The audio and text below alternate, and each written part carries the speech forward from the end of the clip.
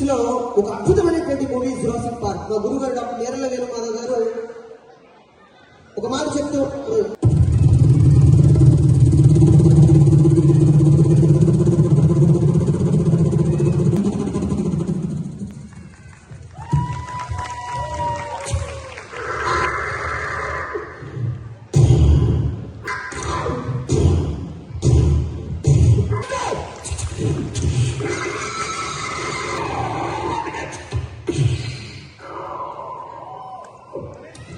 అలా అది చచ్చిపోవడం మనకి ఇంగ్లీష్ లో ఆహారానికి వడ్డానానికి సెట్ వేసింది. ఏమైనా నాకు కాల్చిందే కాదే ఆ బిల్లు మీ అయ్యేటట్టు అంటే మరి ఈ కళ న్యాయమైతే నా కళ తప్ప అవుతాయి ఏంటి? చూసి నేర్చుకోండి. ఏం చేశాడు ఆయన? అన్ని ఏదో చేస్తూనే ఉంటాడు. ఈయనప్పుడు వాళ్ళ భార్య చూసుకుంటున్నాడు. అమ్మా ఆయన ఏం పోయింది? రీసెంట్ గా హోటల్ పెట్టాడు. బ్రహ్మాండంగా దేవుడి దగ్గర పెట్టిన పూలన్నింటినీ తీసుకొచ్చి చక్కగా అవే పూలు మళ్ళీ ఆమె పెట్టి అమ్మ దేవతలా ఉన్నామని చూసుకుంటూ ఉన్నాడు. ఆయన చక్కగా పూలు కాబట్టి అది కారపొడి వ్యాపారం, కారంలో పెట్టి చూసుకోమంటావా? లేకపోతే పక్క వాళ్ళని పోలుస్తూ మనం చూసుకోకూడదు. మన సంసారం మీద మనం చూసుకుంటే 4 కాలం పాటు చల్లగా ఉంటాం. ప్రపంచంలో భార్య పుట్టింటికి వెళ్ళిన మాట ఎవరు నమ్మకండి. రోజు పుట్టింటికి వెళ్తా అంటే ఎప్పుడు పోతారండి వీళ్ళు పుట్టింటికి? నాకు అర్థం కాదు. ఏ శాంతం నీకు ఏమో తెలుసా? వెళ్ళావు ఎప్పుడన్నా? మనం వెళ్ళాము, పంపిస్తాం కానీ మనం వెళ్ళవు. పుట్టింటికి వెళ్తాడు ఏంటంటే వెళ్తానని అంత ఫ్రస్ట్రేట్ అవుతున్నావు. మా ఇయ్యలేదా మీ కట్నం? నన్ను మంచిగా చూసుకోమని.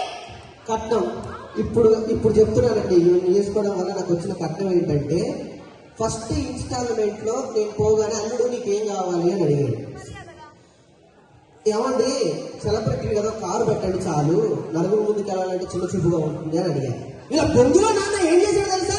అల్లుడు గారు ఇన్స్టాల్మెంట్ లో పెడతాను అన్నాడు. పోనీ ఇన్స్టాల్మెంట్ అయితే బాగుంటుంది కదా, పేదవాళ్ళు కదా పెడతాను అనుకున్నా. ఫస్ట్ ఇన్స్టాల్మెంట్ లో టైర్ ఇచ్చాడండి, సెకండ్ ఇన్స్టాల్మెంట్ లో స్టీరింగ్ ఇచ్చాడండి, 3వ ఇన్స్టాల్మెంట్ లో కుర్చీ ఇచ్చాడు కూర్చోమని. ఆ ఇంజన్ ఎప్పుడు ఇస్తారండి అని అడుగుతుంటే ఇస్తాడే నువ్వు అంటాడు. ఈ బొంగులో ఏమండి మీకు ఎట్టి చేసి కట్నం కదా కావాలా? ఇస్తాను కదా, ఎప్పుడో ఇస్తాను. ఇప్పుడు అదే ఎప్పుడు ఇస్తాను, ఎప్పుడు ఇస్తాను. ఎందుకంటే ఆవేశపడుతున్నారు. పెళ్ళప్పుడు ఇచ్చింది ఆల్రెడీ 2 లక్షల కట్నం.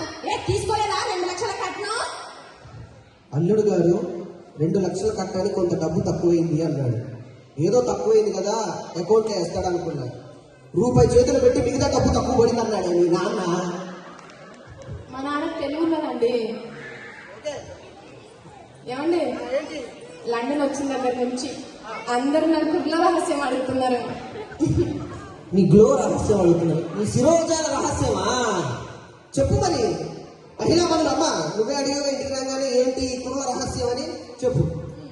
మరేమో పొద్దున మంచిగా నూనె పెట్టుకుంటా, పొద్దున మధ్యాహ్నం కుంకుడు గారు పెట్టి మంచిగా తల స్నానం చేస్తాం. ఓకే మళ్ళీ నైట్ మంచిగా నూనె పెట్టుకుంటా.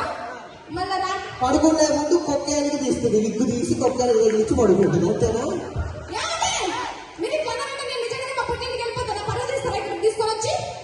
నీ గాకున్నది ఒక ఇల్లు, ఒక రూమ్.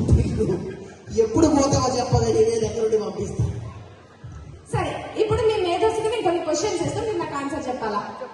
సరేనా? ఫైర్ ఇంజన్ లా మొగుళ్ళే పనిచేస్తారు, ఆడవాళ్ళు ఎందుకండి పనిచేయరు?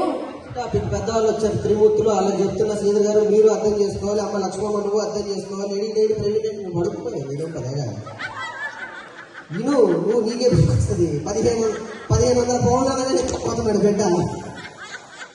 ఏం అడగలేవా అంత కామెడీ జోకు. ఫైర్ స్టేషన్ లో ఆడవాళ్ళు పని చెయ్యరు, మగవాళ్ళే ఎందుకు పని చేస్తారు? ఇది ప్రపంచంలో మీరు గూగుల్లో సెర్చ్ చేసినా కూడా బయటికి రాదు. ఎందుకంటే ఆడవాళ్ళకి నిప్పు పెట్టడం కానీ నిప్పు ఆర్పడం ఎక్కడ తెలిసింది? ఏమండి మీరు ఇక్కడ కరెక్ట్ గా చూస్తే ఆడవాళ్ళే ఎక్కువ మంది ఉన్నారు. అందరూ ఒకటేసారి మీద పడ్డది అనుకో. వీళ్ళందరూ అవసరం, ఈ ఒక్కటి చాలు. ఇంట్లో అన్నం కూడా పెట్టడం. సరే ఇంకో ప్రశ్న, మీలాంటి తెలివికల్లోళ్ళకే చెప్పు. మనం ఇట్లా రోడ్డు మీద నడుచుకుంటా పోతున్నాం లండన్ వీధుల్లో సరదాగా. ఒక మూట కనిపించింది, ధనమున్న మూట, ఇంకో మూట జ్ఞానమున్న మూట. మీరు ఆ 2 మూటలలో ఎక్కువ మూట తీసుకుంటారు? చిదానమ్మ మగవాళ్ళు చాలా మేధస్తున్నారు, జ్ఞానం ఉన్న మూట తీసుకుంటాము. అవును, ఎవరికి ఏది లేదో అదే తీసుకుంటారు. ఎక్కువ వేషాలకు నేను ఎడవలతో మాట్లాడటం మానేస్తున్నా. నేను మాట్లాడతానండి, మాట్లాడతా. సరే, ఇంకొక డౌట్. చెప్పు.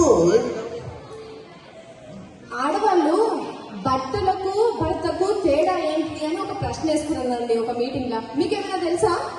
వినాలి, బట్టలకు భార్యలకు తేడా, భర్తలకు బట్టలకు తేడా. బాబా మంచిది. ఏం లేదే, బట్టలు ఉతికాక వేసుకుంటారు, భర్తల్ని పెళ్లి చేసుకున్నాక ఉతుకుతారు, అంతే తేడా. రెండింటికి తేడా లేదు. నాకు ఇప్పుడు అలవాటు అయింది ఇది. ఆ క్లారిటీ మీకుంటే చాలండి. పని చేసుకోండి చాలు, ఇక అర్థమైందా? ఇంతేనా? ఒక బైక్తో ఇంకేమి చేయలేదు. అయ్యో అవునండి, అసలే మనం చాలా పేదరికంలో ఉన్నాం ఇప్పుడు. ఎల్లు.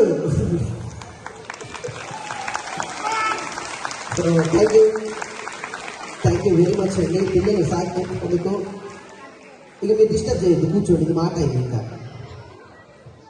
ఇది పక్కన పెడితే మా ఇప్పుడు కొంచెం సెట్ అయ్యారు, మళ్ళీ కామెడీ మూడ్లోకి వచ్చారు కాబట్టి ఇదే దాన్ని కొనసాగిస్తూ సరదాగా కార్తీక్ నెక్స్ట్ దానికి మీరు రెడీగా ఉంటే నెక్స్ట్ ఇది నా పరిస్థితి సుజాతకి. అంతేగా, నిజమేగా, ఒప్పేసుకుంది. ఎక్కడికి వెళ్ళినా నాకంటే ఒక మంచి మళ్ళీ ఇష్టం. అమ్మ నువ్వు పిలిచకు తల్లి లక్ష్మీదేవి సరస్వతి, ఇంకేమొద్దు మనకి. ఒక్క మైక్తో అడ్జస్ట్ అవుతాయి ఈరోజు. మీరు ఇంకోటి ఇవ్వాలనుకుంటే ఉండదు పోతుంది ప్లీజ్. ఇది బాగుంది, నైస్. ఇది కూల్గా నిదానంగా ఒక మనం చేద్దాం. ఇది మళ్ళీ వేసింది. ఓ అమ్ము, ఓ శాంతమ్ము, శాంతమ్మ, ఈమెను జబర్దస్త్లో ఏదో రోజు నేను యాంకర్గా పెడతా. స్కిప్ చేస్తున్నప్పుడల్లా ఇక్కడ నడుస్తూ ఉంటుంది. శాంతమ్మ, నువ్వు అరిస్తేనే ఇక్కడ ఉన్న జనాలు అరుస్తున్నారు.